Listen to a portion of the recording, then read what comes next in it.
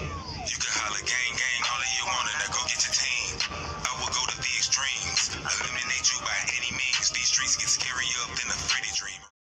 What is going on, people? This is Jonah Pipney, and welcome back to another sports reaction. And the Chicago Bears just get beat down in their first game of the season, and they lose 34-14 to the Los Angeles Rams.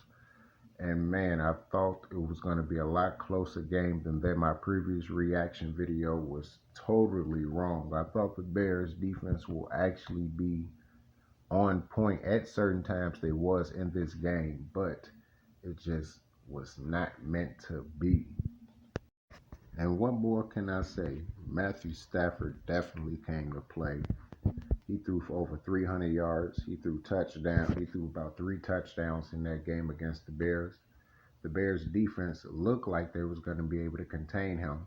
After the hot start in the first quarter, the Bears was able to basically have them do a whole bunch of 3-and-outs and just constantly get the ball back, and eventually was able to score a touchdown at the end of the half. But Matthew Stafford just kept the pressure on him. Him and Sean McVay just called up spectacular plays at the right time and just doused the Bears down the field, was able to just light them up constantly. And he looked like his ventured self in about 2013, 2014, when he was at his best, when he had Calvin Johnson back then. Now, indeed, the Bears do start 0-1 to start the season, but there was some good highlights from our Bears players. Key in mind, David Montgomery, who ran for over 100 yards in this game and the touchdown. He looks a lot faster. He looks stronger.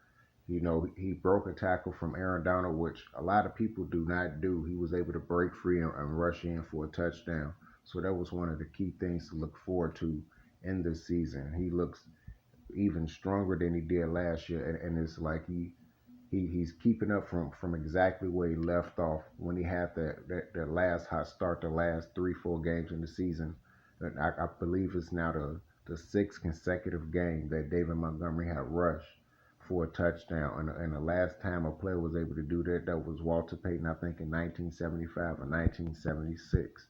So that's one of the good things that the Bears did also do. But one of the bad things was Andy Dalton. I was really hoping that Andy Dalton would be able to show me something.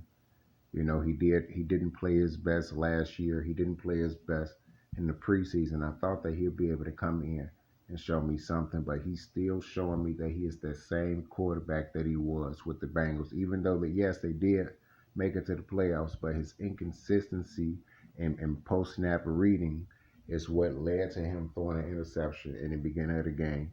It's what led to him end up fumbling eventually.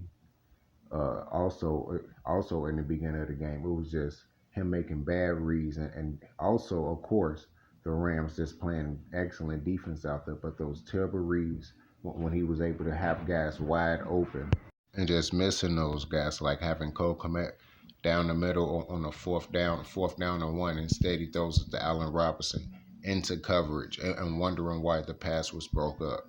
Plays like that is the reason why people are going to say that Andy Dalton should not be starting. Plays like that is the reason why people are exactly going to say that Justin Fields should be starting.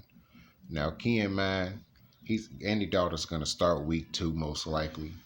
And if the Bears win, he's going to end up starting week 3.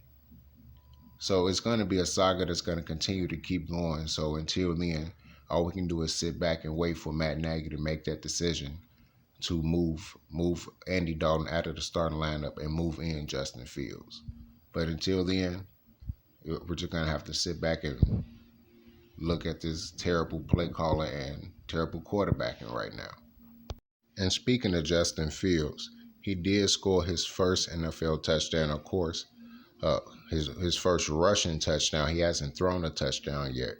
But let's see if that's going to be more to come from Justin Fields. You know, I'm pretty sure they're going to keep packages out there for him until he does come into the starting lineup. Basically try to get him used to playing with that NFL speed out there.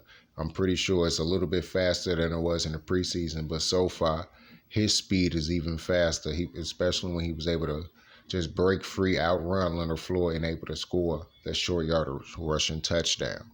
But other than that, after that, things seemed to go downhill from since then. After that, for the Bears, of course, the Bears did score a touchdown later on, but this things just got ugly for him. Matt Stafford constantly just throwing it deep for touchdowns, finding an open man, blown coverages, and things just got real ugly for the Bears. Offensively, defensively, every type of way that you can basically imagine. Offensively, Aaron Donald and the D line and the linebacker was able to break free, and the wide receivers just couldn't break free from the secondary whatsoever. It was just constantly, as soon as the Bears caught the ball, or as soon as the Bears wide receivers catch the ball, it was about 2 or 3 guys just beaming right up on them, and they just couldn't find a lot of separation. Every blue moon, they probably be able to get a few yards after the catch, but other than that, they was just catch and then knock down immediately. So the Bears definitely couldn't find open receivers on a consistent basis, especially deep. The offensive and the defensive play calling definitely has to improve. Sean Desai just got exposed early. It was like they just weren't able to make no type of adjustments defensively after the second half had started. It was just they constantly gave up that deep pass. Players just looking unprepared. I guess for some reason Eddie Jackson and Tayshawn Gibson just thought it was college. But once he landed on the ground, it was over, and just allowing players to go in for a touchdown. It just they looked unprepared. They looked unready. The play calling was ass. It was like no one knew the play callers or anything like that. But once again, the Bears start the season 0-1, and now they go up against 1-0 Cincinnati Bengals, who beat the Minnesota Vikings 27-24 in overtime. So as of right now, the Bears is not really looking real good, but Cincinnati did win their game, so it's going to be a tough game for the Bears. At first, I thought it was going to be an easy game for the Bears, but it seems like it's going to be a tough game for the Bears following this horrible defeat against the Los Angeles Rams. But we will talk about that more in the Bears versus Cincinnati Bengals pregame video that I will be doing very soon. So just tune in to that, and just remember to like and subscribe and share, and just keep this channel growing, people. I appreciate it. All right, people. Peace out.